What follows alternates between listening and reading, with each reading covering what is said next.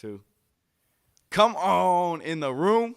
Come on in the room. We are the Cream City crossover for Chris King. Justin. Yeah. No Trey Crosby III.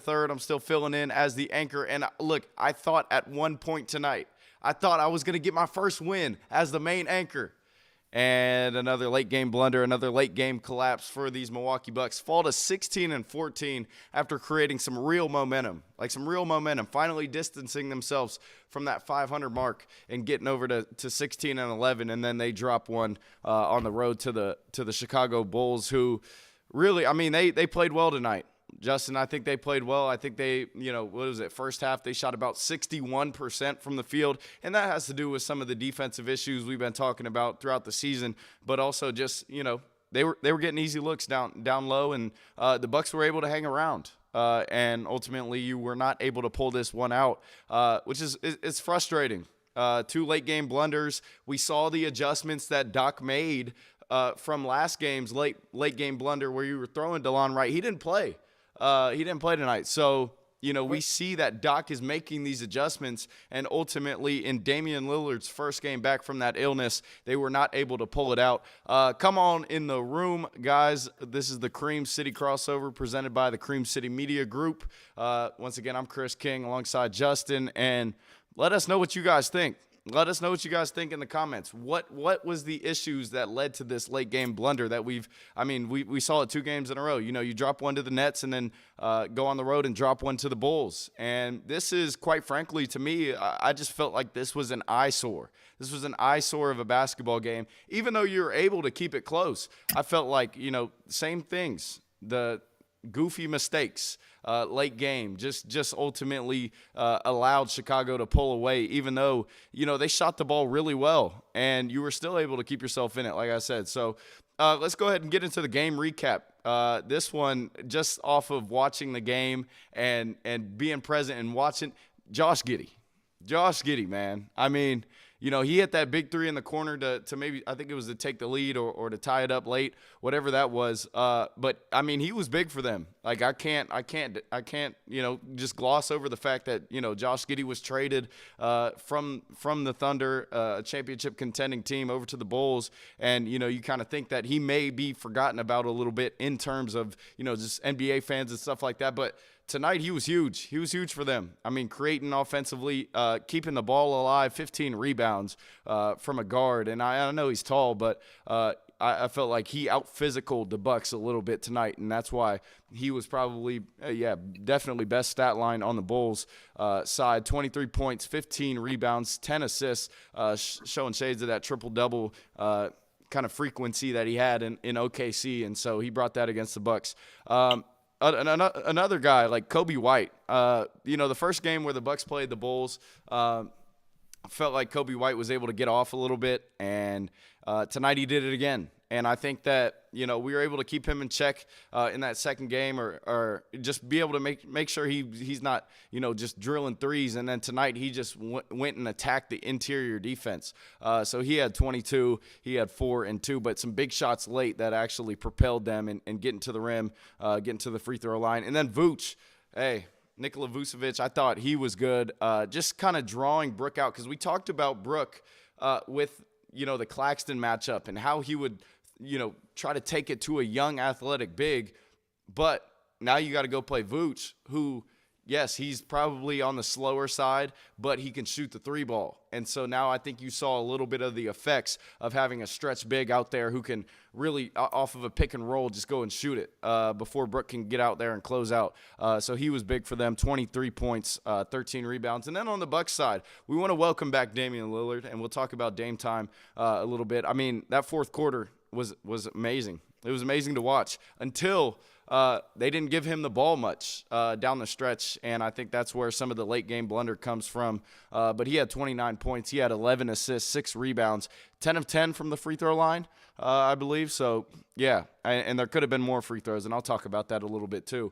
And Chris Middleton, I thought he was good, aside from that late-game turnover where they go and get a dunk at the other end. Like, I thought Chris kept us in the game in the second quarter. Maybe when Dame didn't have it, you saw Chris with the and 1-3 over Lonzo Ball when he undercut him, and that was ultimately able to create a 6-point swing for this Milwaukee Bucks team, and they were able to kind of stay in it and win that second quarter. So I thought Chris was good. Bobby, 14 points, 9 rebounds, 4 assists, 2 steals, 1 block. I thought Bobby was good on the defensive end. For sure. Like I thought he matched the physicality of what the Bulls brung. But I mean, again, we didn't have the ball much in Damian Lillard's hands, and it showed, right? Like Bobby is taking some shots down the stretch and he's missing them. And then that's not to say those are shots he couldn't make. But again, some of that black hole stuff we saw a little bit tonight, 5 of 17 from the field. Ryan Rollins gets some run. He gets 21 minutes, 3 of 6 from the field, 1 of 1 from 3, but 7 points, 7 rebounds. Sorry. So, 2 steals, 2 blocks. Like this is a guy, and I wanted to see if Doc would play him and Dame at the same time, and he did that. He did that tonight, and he also closed out the game, right? So in that fourth quarter, instead of going to DeLon Wright, you go to Ryan Rollins, and he's out there making plays. He's back cutting. He's just a basketball guy, and I think that's what the Bucks need.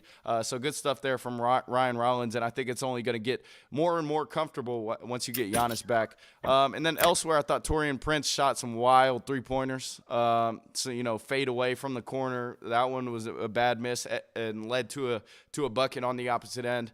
Gary Trent wasn't great. You still see a little bit of flashes on the defensive end from him, so I like that. And then A.J. Green in 24 minutes doesn't shoot the ball much, but 2 of 4 from the field. So, yeah, I mean, I kind of summed it up, and we'll get to some of your comments after Justin goes, but I kind of summed it up there. Like the Bucks, once again, they kept themselves in it when the Bulls had it going, and they definitely put themselves in an opportunity to win this basketball game.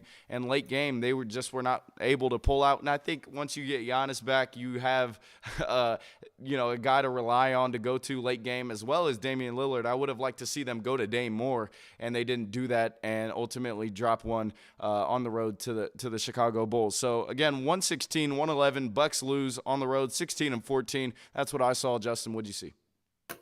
Yeah, so first let's get to what Doc saw. A lot of what you mentioned in the recap, man. Just we'll get guys back, and we'll get back to play the basketball that we've all seen this team play prior to the Giannis and Dame illness. He felt the group at the end when Dame came back by himself before Middleton came back is the one that kind of pushed us over the threshold because they played better defense than anyone else.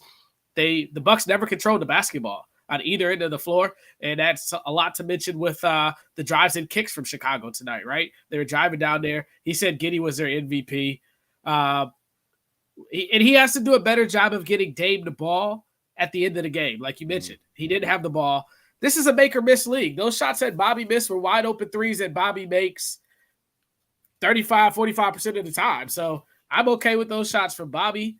And Middleton just looked a little rusty at the end of the game, man. Like he looked like he hadn't been back in a while. I thought for all those folks that talked about Middleton when he wasn't coming back and stuff like that, I think this is his reason of being scared to come back. His ankle originally got hurt by Kevin Durant in the same type of play that Giddey made, and that we're just fortunate that he wasn't hurt. I'm not saying that Giddey did it intentionally or anything else like that, but it's just one of those things you got to stay away from in a basketball game, man, right? Mm-hmm. How about Ryan Rollins, though? 2 blocks from the guard position. I thought that was pretty key. As Doc said, you said Middleton's turnovers were unfortunate. Dame went crazy, though, man. And this is a thing that the entire team kind of shot the ball bad tonight, man. So I think that we'll get better from this. These are all games and learning points for us going forward in the future. Hopefully we get the big man back and we can come back and get ready to come back and play good basketball against the Indiana Pacers next, man. Yeah, and I think the most encouraging part about this is that Giannis should be back, right? This illness, Dame showed that you can come back from that and still be good. You just want to take some rest days, make sure you're not getting too tired and stuff like that. And we all know how it is when you get a sickness. It might not be the best to go out there and play. So would love to have Giannis back on Tuesday. Let's get to some of your chats, guys. Iron Man Clan TV says, no way in hell Bobby should be shooting as much as Damian freaking Lillard. I mean, also, you just got to factor in without Giannis, some of that volume goes away from Bobby. So we'll kind of see how that works. But 17 shots is a lot. And I will say, I felt like Bobby forced it a little bit tonight again, like we've seen throughout the season, and it just was not good. Terry Bolden says Prince has fallen off. I would agree. I think that there were, like I mentioned on last show, we had Taurean Prince as probably the best new addition on this team for quite a few games. I mean, we were losing those games, right? We were losing. But at the end of the day, he was playing well. And now it's just, you're throwing some of these young guys into the lineup, and they're making plays, and they're not forcing as much as we've seen Taurean Prince in these past couple games, just trying to find it again. And I think that'll come. I think you just got to get used to that bench role if that's where we're going to go, because obviously he's not going to start over Chris Middleton if we have him in the lineup. So I think there's a little bit of that. Alucard says Dame got fouled like 3 times at the 3-point line. Yeah, we're gonna get into Damian Lillard real quick, because I felt like tonight, and I'm not one to necessarily complain about the refs, but there's no way you come off the screen and a guy has his hand on your arm and you shoot the ball right as soon as that hand gets placed on your arm, and regardless of if he made the shot or not, which he made a lot of them tonight, that should be a shooting foul.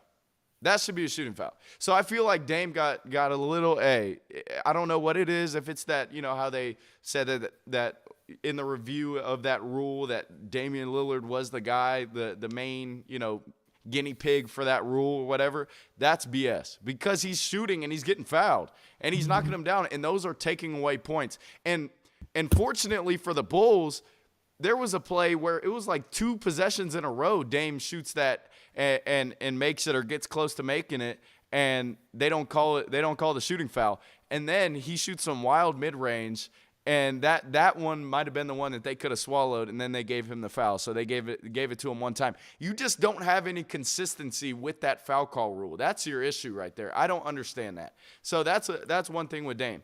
For sure. I mean, if we're going to look at anybody that should be the poster child for that foul baiting stuff, I mean, shouldn't it be Trae Young down in Atlanta? I mean, we've watched this dude just look at guys behind him, stop, and throw up a shot that he's not even looking at the basket. So at least Dames are good shots going towards the back bucket, man.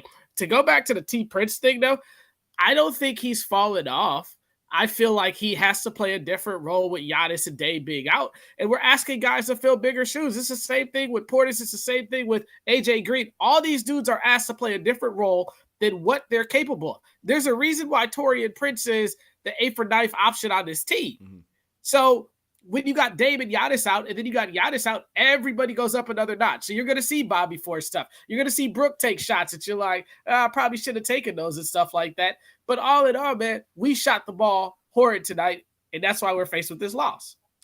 Yeah, and what does Trey Crosby III say? The gravitational pull of what Giannis brings as, the main ball handler, or Damian Lillard also as the main ball handler. They create looks for Taurean Prince. They create looks for Gary Trent Jr., AJ Green, whatever it may be. So you're starting not to see a defense collapse as much without 34 on that floor, right? So I think that's also got a little bit to do with it. And I trust Taurean Prince. I think he's a good defender, and I think he can eventually figure it back out. And we remember at one point, I don't know if it's still the case, but number 1 3-point percentage in the league. So I'm not too worried about Prince. Al Farouk Amino from 3 says Dame needs more opportunities late in the game. I saw that too. And for him to go on, what was it, a 10-0 run by himself, and then, the game is kind of back and forth, and you're getting the ball to Bobby on a post up. You're getting the ball to Brook on a post up, and you're getting the ball to Chris Middleton to run. Literally, he was the primary ball handler on that possession where he turns it over. So that's a little confusing to me as a Bucks fan, as a guy who's watched Damian Lillard thrive in late game moments And even if they're sending a blitz, I trust Damian Lillard to make the right decision. Right there, Chris Middleton comes off the screen and he turns around, spins it right into a defender, and they go get a bucket. Right? Like those mistakes can't happen. And I do commend Chris because he's also thrown into a new role without Giannis, but he had 2 turnovers tonight. So I can't really say that this is, a Chris Middleton issue. I just think that the ball, no matter what, needs to be in Damian Lillard's hands in that moment. And when you need a bucket, and when a guy has gone on that 10-0 type run and has been to get to the free throw line and has been to knock down some shots, like that's who needs to have the ball in that moment. Yeah, I don't disagree with you that Dame is one of the best closers. I mean, that's why he's top 75 at 75 because he's one of the best closers in the game. Mm-hmm. I do hold a little bit of credence to what Doc Rivers mentioned with the double team and the defense being stagnant towards him. And if the defense is going to be stagnant and geared towards Dame, then I want that ball in Chris Middleton's hand. Yeah. I felt like Chris not only missed a shot that he makes 7 out of 10 times, that Stacey King on the Bulls, he's got to be the worst broadcaster. I mean, half the time I mean, what is that? Like, I don't. Is it a good defensive play? Is it a stock? What are we doing here, Mr. King? Like, I mean, golly. But anyways, so I thought on that possession where Chris turned it over, he missed a Bobby cutting to the basket for a wide open layup, dunk, whatever you want to call it as well. And look, it's easy for me to sit on my couch in Raleigh, North Carolina, and say Dame should have did this, Chris should have done this. I just think that this is the type of stuff that we're learning as we start playing together more. And once these guys get more cohesiveness and guys get more into their role, we're going to see the team that was 7 out of their last 9 or 10 or whatever it was versus this team that stumbled against a team they should have beat without Dame or Giannis and another team they should have beat without Giannis. They're better than both those teams without those players. Yeah, 100%. I mean, I agree. I thought this was a game, again, in the NBA, you're going to have nights where teams are shooting the ball well at a tremendous rate. I mean, like I said, over 60% in the first half, and you were able to keep it as a 2-point game. Like, the only issue with it is that you were not able to close them out with the lead late, right? And that's something that, I guess we haven't seen too much of Dame, Giannis, and Chris late game. So to see that will be huge. You just have so many options. More chats here. Josh Davis, what's up, Josh? When Giannis comes back, we just have to get back to playing the way we were playing during the NBA Cup, and we'll be fine. Yeah, yeah. I mean, that's a real good point because I think they were playing really well. I mean, even though they didn't have Chris for the championship, they beat some good teams. They beat some more competitive than what you saw the past couple nights with the Bucks. So I think that's nice that you're able to get Giannis back and see how this thing really gels. And guys aren't thrusted into different roles. Quick Draw McGraw, what's up? He says, when you see Dame not getting the ball, it's basically just guys not willing to completely accept their roles. Why would Bobby or Brooke be trying to get their own shot at the end of games with Dame? Yeah, I mean, I partially agree with this because of the fact that, we still are going to this interior offense sometimes, even with – so, the last couple of possessions we had a turnover. We had a missed shot that you live with, Chris taking that floater or mid-range jumper on that right side baseline. But when you're getting into crunch time, when you're getting into, 2 minutes left, 3 minutes left, we're not the best interior offense. Like, we're just not without Giannis. Like, it's hard to rely on the back 'em down Brooke and fade away. Even if they're, no matter who's on you, if it's a smaller guy, like, he still won't take it up strong. And, we got some of that. We got a missed wide open layup from Bobby Portis off of a great pass. We got some of that. And so there's stuff to clean up for sure. And that has to be on just the execution of the players. So that's definitely what I think about, some of the late game blunders. But we also got to realize, man, like, those guys get paid to play basketball too. And if they're going to let Josh Giddey grab and hold the way he is, right? Every time that dude, he hacks every time on the defensive end. But all this, like, we got to get Dame the ball and all that stuff. I understand what you're saying, but I haven't watched it back other than the original broadcast. But if you got 2 guys, I'm comfortable with Bobby Portis, Brooke Lopez taking wide open shots. That's how we get the game as close as what we had it. I mean, Bobby hit those shots against Brooklyn when the game mattered. Brooks hit big shots when the game matters.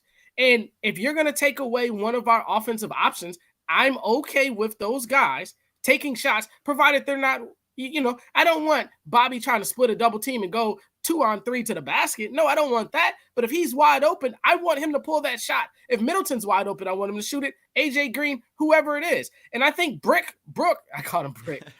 Brooke hit a big three in that last 2.5 minutes to tie the game at, what was it, 111, I believe? Yeah. So we can't say that these guys have made good plays and made this and made that. Like even when Bobby missed a layup, he came down the next thing and made a awkward 8-foot off the side of the backboard shot. So those guys make good plays, but then we can't go and lambast them when the ball doesn't go in. You're going to miss shots in the NBA. Had Kobe King missed one of those shots or one of those other guys, we're talking about a different situation.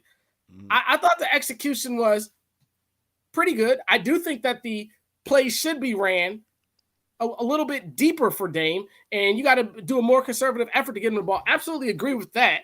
But you can't negate that Chris Middleton is a pass all-star. Brook Lopez is a pass all-star, and those three guys have hit big shots to get us here. So I can't get mad at them if they miss it, if it's not a bad shot. Yeah, I mean, I think that there's going to be differing opinions on this. I just feel like, it's you want your guys to make the right basketball play. That's what LeBron has made a career out of, is making the right basketball play. Absolutely. But I think that Dame is so good as a contested jump shooter that even if you're getting blitzed, and I will say he's as good of a ball handler I've seen out of any Bucks point guard in the last, 10 years, whatever it is, maybe since Brandon Jennings, right? And so to me, I think that even if you're getting blitzed, you got 24 seconds on the shot clock. Maybe when you get down the floor, you got 8. Let him see. Let us see a little bit more of his isolation or trying to get around that double team. Because if they hedge off of that screen, I've seen Dame be able to get around a guy. I've seen Dame be able to pull a big man out and then find an even more open shooter, right? So I think there's a little bit of that. Another question I would ask to you, Justin, is what did you think about the young guy, Ryan Rollins, being out there with Dame? Obviously, we know what he did on the defensive end, but you saw against the Brooklyn Nets, defensively, DeLon Wright gets thrown in. They blow a 9-10-point lead. And tonight, I mean, this one was kind of a seesaw match anyway, and it's really stayed that way for the last 10, 15 seconds. And just the impact of Ryan Rollins being out there with Dame, what do you think? Well, first of all, Ryan Rollins deserves a full contract. Like, let's stop this two-way stuff. This kid is not a two-way player. He's a legit NBA hooper, and he belongs in the rotation right now in front of DeLon Wright. He's making the defensive plays like you mentioned, but some of his offensive plays that he made in this game were great plays. He can score the ball, and he can play defense. And I think his best days are in front of him. So getting experience like this next to Damian Lillard on the court is great for him. And you know what? If Ryan Rollins is open, I want him to shoot it or drive it too. Like, we want these dudes to make basketball plays, because when it comes down to crunch time, you want a dude who's not afraid to shoot. We're playing in Chicago. Imagine if John Paxson or Steve Kerr were scared to shoot the ball. The Bulls wouldn't have a chance. They'd be -2 championships potentially. Hey, I want my role players that are dogs. Now, if we want to jump on someone for a bad shot, and I mean, Prince had a lot of bad shots and wasted possessions, and Gary Trent Jr. had quite a bit of turnovers, quite a bit of low basketball IQs, decisions and stuff like that. But hey, he's going to have a bad game too. Giannis will have a bad game when he comes back. That's why we play 82, man. Yeah, 100%. John Hassel, what's up, John? He says Rollins should have the ball more. And I think, the offensive game in Ryan Rollins is coming around. And I think also you see the effects of having Dame back in there and maybe Ryan Rollins having to play off ball a little bit. But I think that'll come. And Iron Man Clan TV says Ryan Rollins is only 22, by the way. So, keeping that in mind, I mean, there's a lot of basketball ahead of him. There's a lot of minutes to be played ahead of him. And so I think Ryan Rollins' offensive game will definitely turn around, and he'll get more comfortable, especially, playing aside Dame. Quick Draw McGraw says, nostalgia is killing this team, living in the past. Our championship titles was years ago. Give Dame the ball and get out of the way. Yeah, I mean, to me, I think that it's just very hard to make that kind of judgment right now because you don't have GA out there. And because you're going to need GA and you're going to need 34 to be successful. And when he's not on the court, everything looks like, the village is burning down. And like we say, guys are thrusted in different roles, and they just don't handle it as well as you want them to, and you can't be mad at them for it. I do think this is a game that the Bucks should have won, as was the Brooklyn Nets game.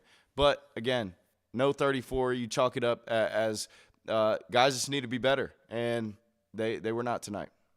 So let's talk about that for a second. I'd love for a quick draw to comment. So if we give Dame the ball at the end, and he misses 2 shots, bad pass, turnover, whatever, and we still lose the game, the same exact matter. Are we in here? Are we lambasting Dame now because of his bad decision making at the end? I think we're putting a little bit too much effort into a December 27th game where we're shorthanded. What I saw tonight, though, is with 34 not bleeding on that floor, it's not just the offensive stuff. First of all, he gives you a 20 to 25 with COVID and the flu at the same time. The guy is so amazing. But what I really noticed, and I didn't think Bobby played terrible defense. I know we're going to get to Brooks' defense, but Bobby didn't play Bobby played borderline good defense for Bobby Portis. But if that was 34 on the floor, that defense is a little bit different. Oh, yeah. Right?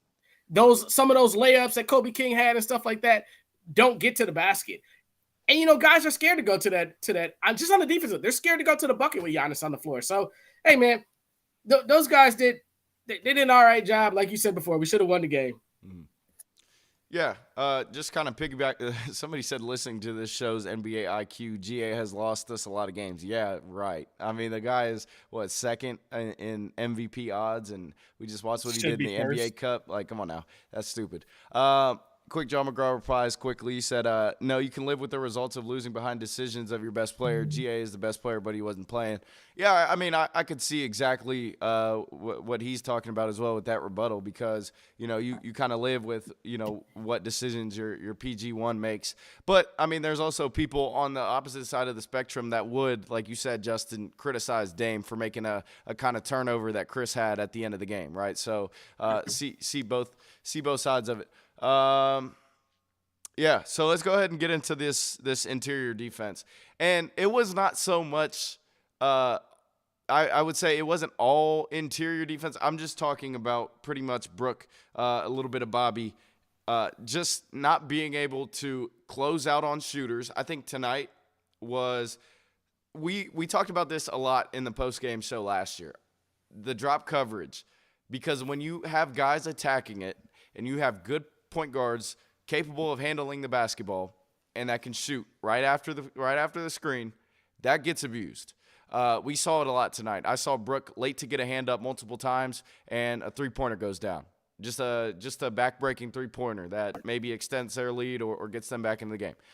And then, you have some straight-line drive issues where guys are just getting to the basket quicker than, Brooke can rotate over or Bobby can rotate over. So my question to you, Justin, would be, do you think that this is something we need to worry about for the rest of the season? Because we saw GA, right? We saw GA in the NBA Cup be able to make those plays, be able to switch out on guards, and be able to contest three-point shooters, but also be able to rotate over and block. But he's a superhuman. He's a Greek freak. But do you think this is a concern maybe for how the Bucks get attacked by other teams going forward? Not so much, because I think we saw the previous game with Chicago. I mean, Vujicic shot out of his mind. He played a much better basketball game. Torrey Craig was hitting back-to-back three-pointers. I don't think he's had hit back-to-back three-pointers since he's been in high school. So, I mean, there's just dudes like that shouldn't be killing you that were killing you tonight. My issue isn't even on the defensive end with Brooke. I did see him take some excellent angles to shut down penetration to the bucket at times and get blocks and alter shots and stuff like that. My issue is the offensive rebounds that we allowed, that we gave up.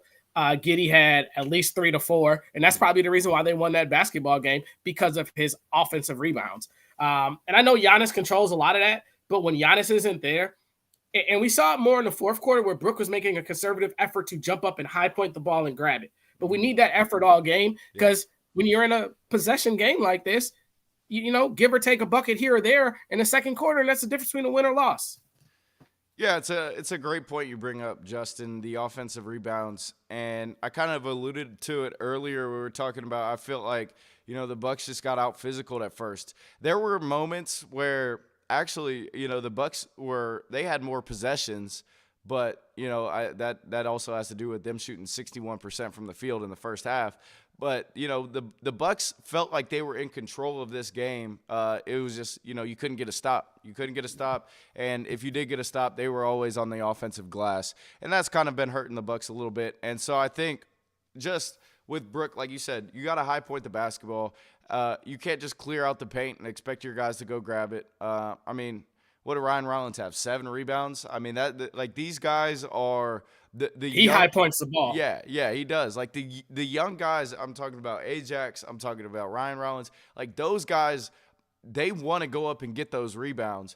But if they're not on the floor, am I expecting Damian Lillard to come soaring in like Ryan Rollins or Ajax can? No, you're just not. You're not. And so these guys got to be more aware of, hey, if there's a guy, like a Giddey who was tipping the ball back and, stuff like that. Like, you got to just go up there and high point, especially as a 7-footer. So definitely some of that as well. That's a good point you bring up. Yeah, so all in all, I think, the interior defense could use some work. But when Giannis gets back, I think that'll definitely help, of course. So, again, Bucks lose it 116-111 against the Chicago Bulls. Listen, I thought we were going 3-0 this week against Chicago teams. Oh, man. I thought we were going 3-0, but ultimately, unfortunate, weren't able to do it.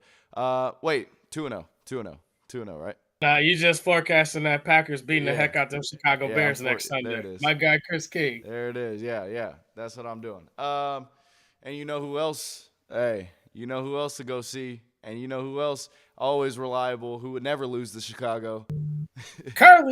Curly's Waterfront Sports Bar and Grill, proud sponsor of the Cream City Crossover.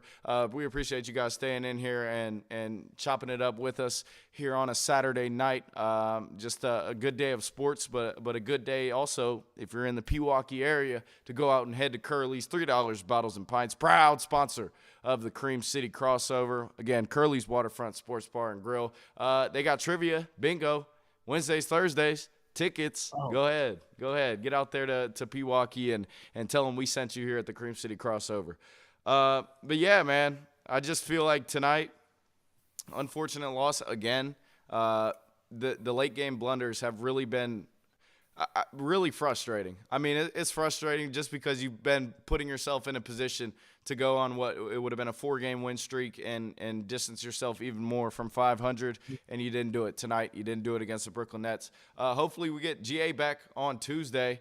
That'll be fun. I'll be here. Justin will be here, and we can't wait to beat that boy from Oshkosh. Talk about his ugly daddy again. Yeah, Hallie. He's due for belt to ass. These are all teachable moments, man. And I know the chat is going crazy in there. We should have done this. We should have done. I get it. Yeah. Hey, I'm not saying that any of your opinions are wrong, even if I agree or disagree with you, right? But these are teachable moments. And when you have a team that is diverse as us, right? We have the left side of the pendulum that's old as dirt. Then we have the right side that is so young they don't even know what half the NBA arenas look like on the inside right now, right? So this is all part of the learning experience. Giannis coming back. And I mean, for the guy talking about Giannis has lost his games and stuff, like every great player does, but I'm putting my money. It's a lie. This is a lie, bro. No, don't sugar. No, that's a lie. Giannis is not losing us games. But even if he loses the game with missing a free throw, whatever logic he's using, right? He is the best player walking this earth right now. He does things on both ends of the court. He should be defensive player this year. He should be MVP. And when he comes in, not only that, but there's guys that have an aura with them, right? When he steps in the locker room, Andre Jackson is better. Bobby Portis is better. Marjon Beauchamp is better. Doc Rivers' coach is better. Everybody is better. So, look, this sucks. And this is a tough loss, and it's a stupid loss, but we're going to be okay. And I trust us against any team in that East right now with our 3 guys healthy and a full thing of bullets to shoot in our gun. Yep. Yeah, I mean, and also, like, this is also part of the reason that you want these guys to all be on the floor at the same time. And hopefully we get that Tuesday. Hopefully these guys can mesh and gel again because, again, like you guys are talking about in the chat or, one person, I'm not going to talk about all of our chat because you guys aren't this delusional. But you're talking about what have we done the past couple of years? Well, GA hasn't been out there. I mean, he was out there for a couple games versus the Heat, right? And he was hurt. He was banged up. But he did not play at all versus the Indiana Pacers, right? So, like, GA, in a way, is our savior. If we have no GA, we probably, I wouldn't expect us to do a lot in the playoffs. It's just the way the game goes, right? Your best availability is your best ability is availability. So you need that. You need Giannis back. And Giannis, obviously, he's going to get his stats. They're talking about hogging the ball. Yeah, Giannis gets his stats because he's the hardest playing player in the NBA. Like, that's point blank, period. He's going to get his stats because he just gives a damn more than a lot of these players. And he's, not to mention, just he's found his mid-range. He's been able to get to the rim like he always does and so on. So not going to spend too much time on that.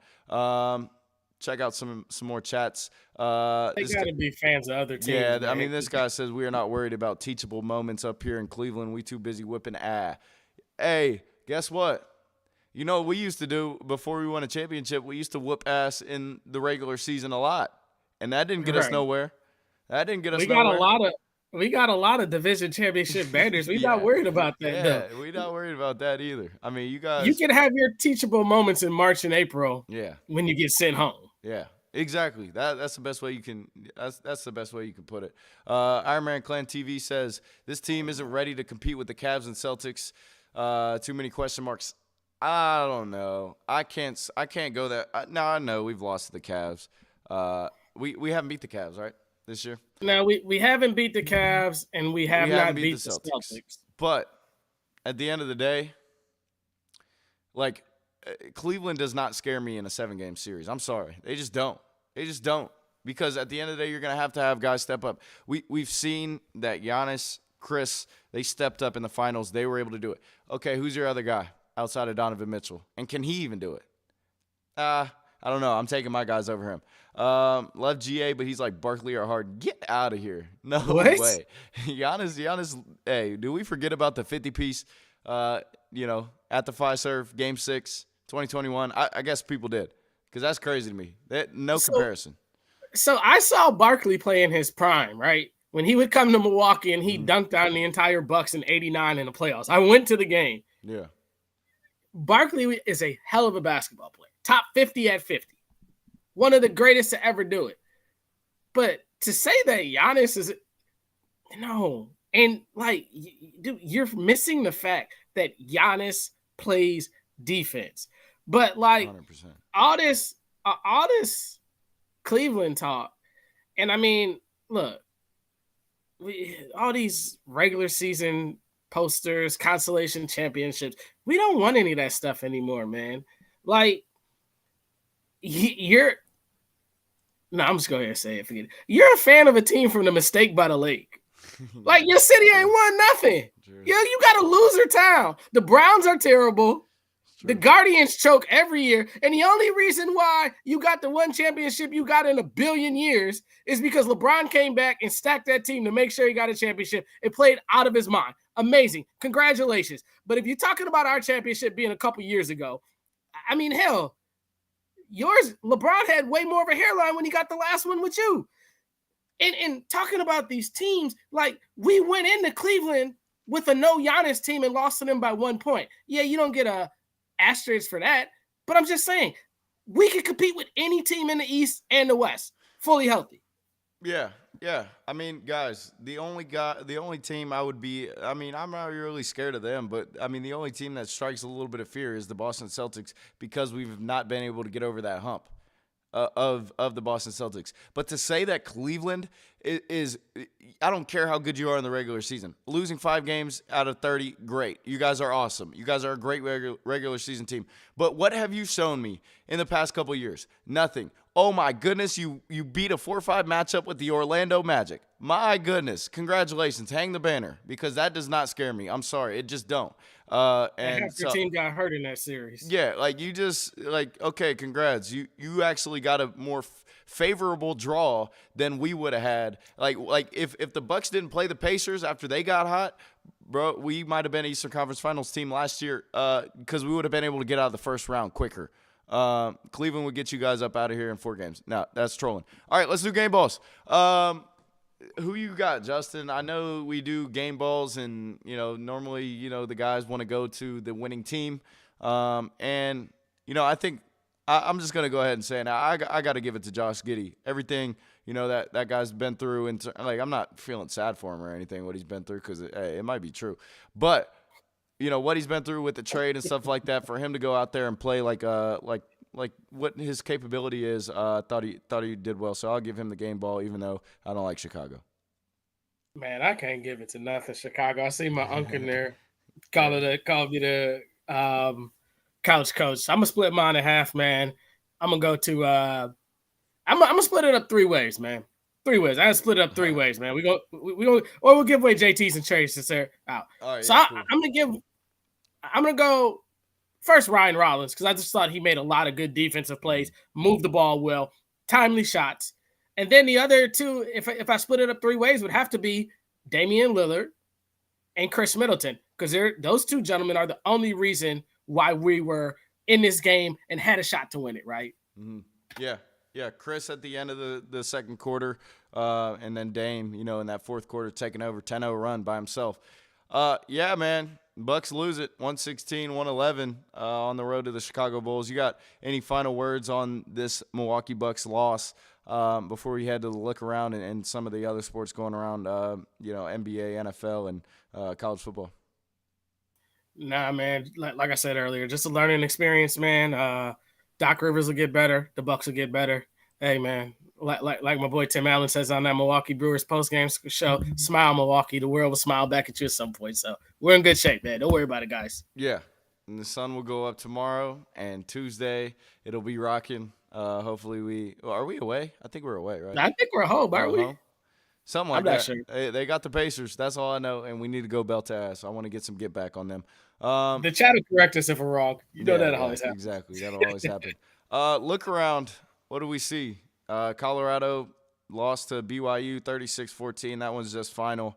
Can we abolish playing conference matchups in a bowl game?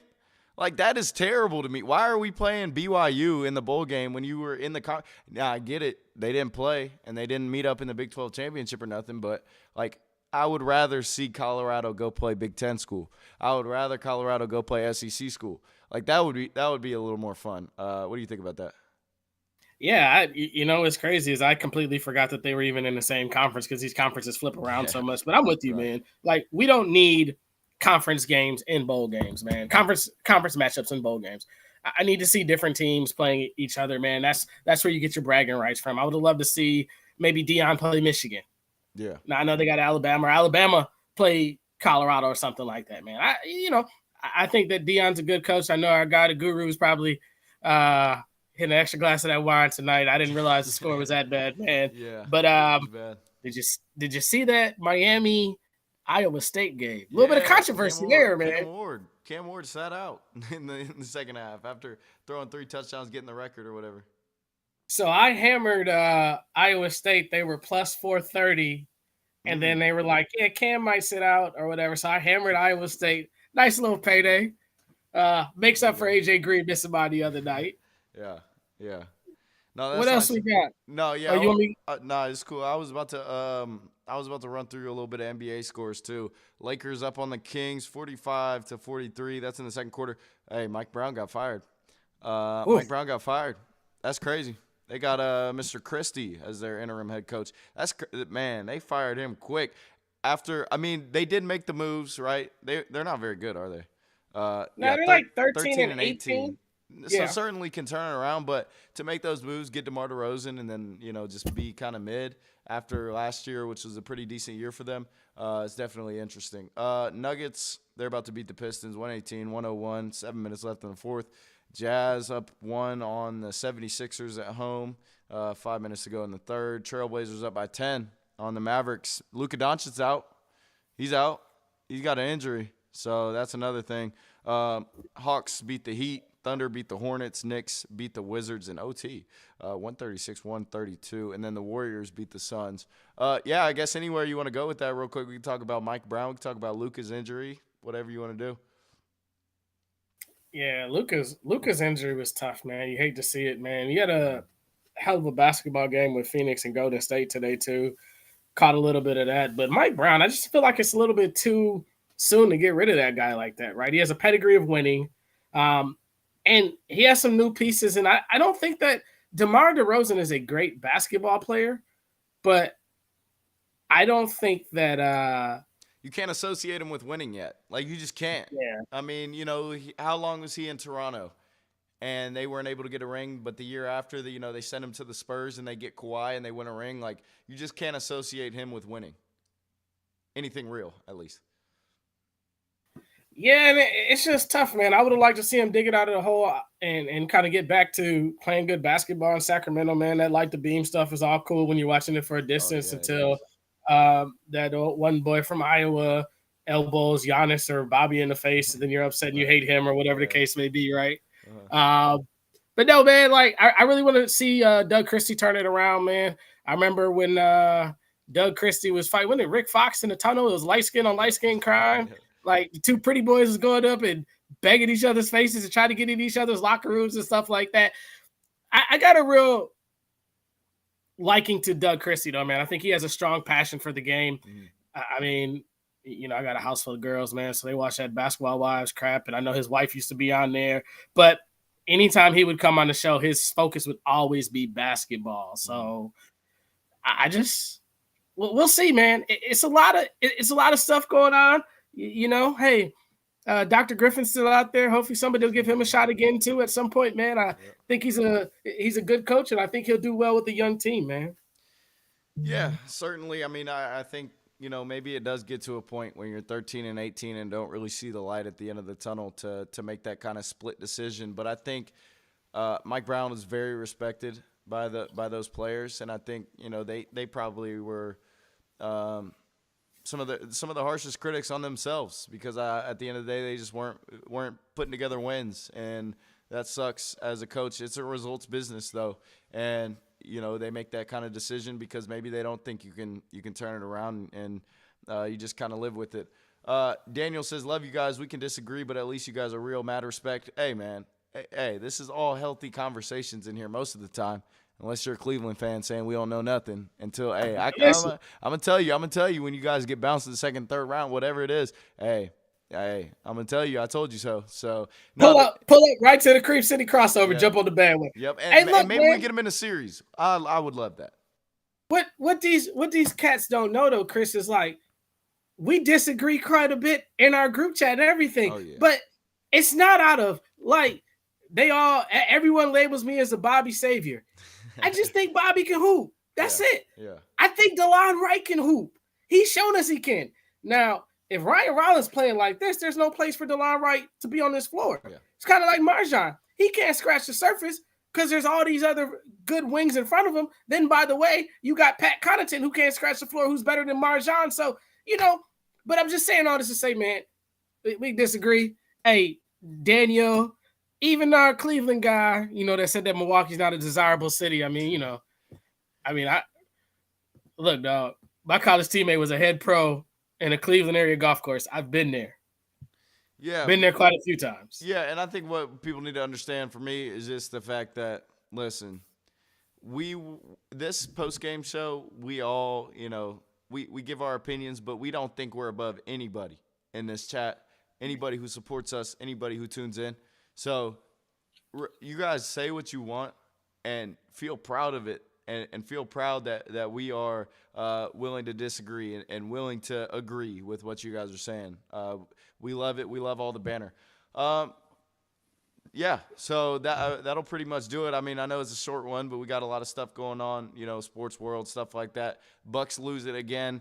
Late game blunder hurts the Bucks 2 times in a row, and it has just been rough. It has been rough to watch, but like I said, the sun will come up, and we will be able to watch the Milwaukee Bucks take the floor again. Iron Man Clan TV says it's in Indiana. Okay, so a little bit of a rocking environment, but this is an Indiana Pacers team that is now, 16 and 18 maybe, something like that, so under 500. This is an Indiana Pacers team still trying to figure themselves out after, they got Ben Mathurin now, who has really looked like maybe even a better scorer than what some of those guys can do, and so they've thrusted him in that starting lineup, and it's just kind of made their team a little weird, right? Miles Turner's not performing at a great level. Pascal Siakam's Pascal, he's good, but outside of that, they're having some issues of their own. So I think a momentum victory is what is needed by the Bucks on Tuesday, and hopefully that is done with Giannis in the lineup. For sure, because we're definitely we talked about this front court defense against the Chicago Bulls and against the Brooklyn Nets.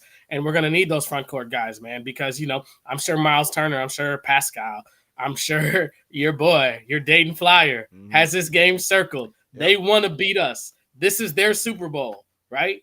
So we got to come in there going. And, hey, Buckfoot, you're always welcome, man. You can't hurt our feelings, brother. No. Hey, we respect you. Cleveland's a good basketball team right now. I just don't think you're better. You can't get the hopes think you're all right. You can't be on the edge of your seat yet, man. We got a lot of basketball to be played. But no, I appreciate you, supporting your team and coming on here. After the Bucks lose to the Bulls, it doesn't make much sense, but I appreciate it. Appreciate you. Tune into them Cleveland Browns tomorrow too. You'll see how we felt tonight. Yeah. Oh, sorry. You're good. Yeah, exactly. Browns don't look great. And I don't know what they're doing. They just restructured Deshaun Watson, whatever it is. But yeah, that'll do it for us, man, here on the Cream City Crossover. As always, want to thank our sponsor, Curly's Waterfront Sports Bar and Grill. It's in Pewaukee, Wisconsin. Go check them out. Tell us we sent you $3 bottles and pints. Yeah, again, Bucks lose it. 116-111 on the road to the Chicago Bulls. Back at it in action on Tuesday versus the Indiana Pacers. This has been a Cream City Media Group production from Chris King. Justin. Hey, don't take no wood nickels. And if I am your enemy, it is only because I dare to tell you the truth. Courage.